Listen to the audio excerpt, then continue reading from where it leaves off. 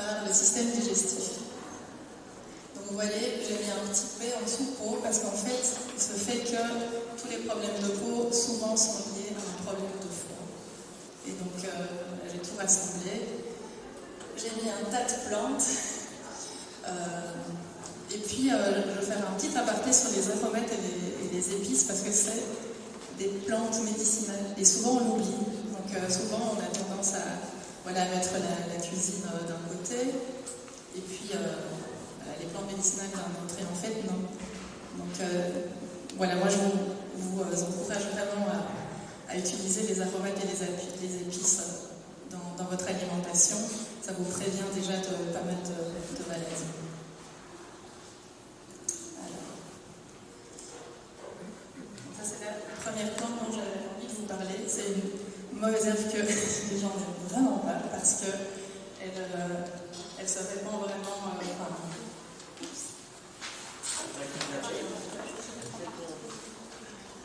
On la nomme pas Isabelle aussi?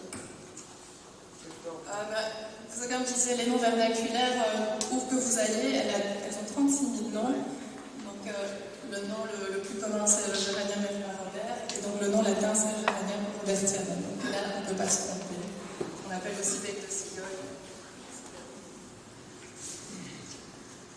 Voilà, et donc quand vous l'arrachez, vous pouvez la faire sécher.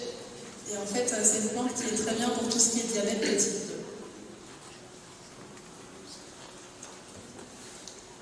Donc j'ai surtout sélectionné évidemment des plantes indigènes qui poussent chez nous, donc que vous pouvez cultiver ou qui poussent sauvagement. Donc la spirule odorante, donc ça c'est une plante qui est une détox douce du foie. Et elle est très connue en Gaule parce qu'on fait le métranque avec cette plante-là. La chicorée, donc c'est plutôt les racines qu'on utilise.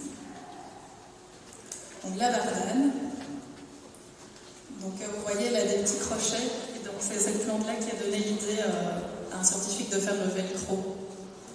Et en fait, ça c'est vraiment une plante qui non seulement agit sur le foie, mais aussi la peau. Et c'est sa racine qu'on utilise. La salicaire, donc ça c'est une plante qui est vraiment dépurative des intestins. La mélisse. Elle est digestive et elle est très bien pour les nausées des femmes enceintes. Parce qu'en fait, les femmes enceintes, en général, la recommandation number one, c'est pas de plante. Mais quand elles ont des nausées, c'est une plante qu'elles peuvent utiliser sans aucun problème, toujours en respectant les doses recommandées. Il y a des freinatrices de la thyroïde.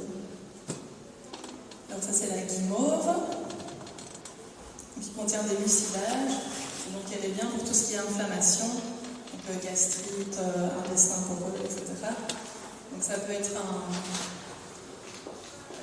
une alternative, par exemple à l'aloe vera ou à l'oxylium, qui ne sont pas des plantes indigènes.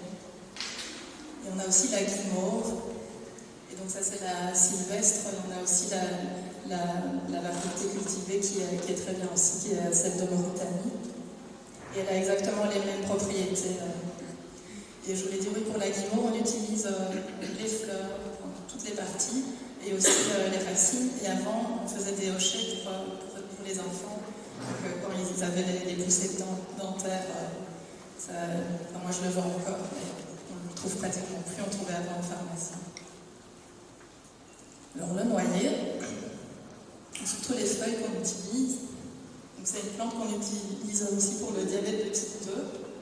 On utilise aussi ses bourgeons en gémothérapie. Et en fait, il est pré- et probiotique, donc c'est une très bonne plante des intestins.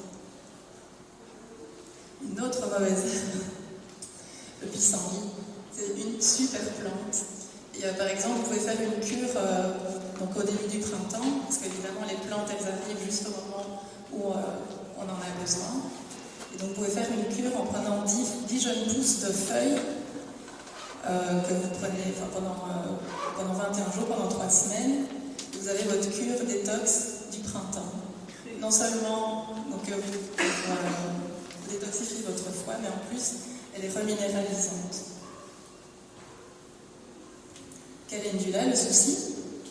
Donc c'est vraiment une super plante de la peau, tout ce qui est problème de peau. Donc on va surtout l'utiliser en externe. Donc voilà, vous faites des macérats huileux, donc vous laissez macérer les fleurs dans de l'huile, que vous laissez macérer à froid, donc au soleil pendant 3 semaines aussi. Et chaque jour, vous la retournez, et puis vous filtrez, vous avez votre macérat huileux, et après vous pouvez rajouter un peu de cire d'abeille, vous avez votre baume de calendula pour tout ce qui est problème de peau, cicatrices, eczéma, psoriasis, etc. La carotte sauvage, donc là c'est très important, donc ça fait partie de la famille des apiacées. Et il faut savoir que c'est une famille très compliquée donc en botanique pour déterminer. Et il faut savoir que la sylvie fait partie de cette famille-là, pour l'importance de vraiment s'y connaître voilà, en botanique, pour ne pas commettre d'erreurs et qui risqueraient d'être fatales. Et ça c'est l'angélique. Donc Angelica archangelica, qui est une plante digestive et cordiale, qui est bonne pour le cœur. Et c'est surtout les racines qu'on utilisait par exemple, justement ici c'est une exception. On ne va pas faire de décoction avec cette plante-là, on va plutôt l'utiliser en infusion de 10 minutes. Comme ça vous saurez tout.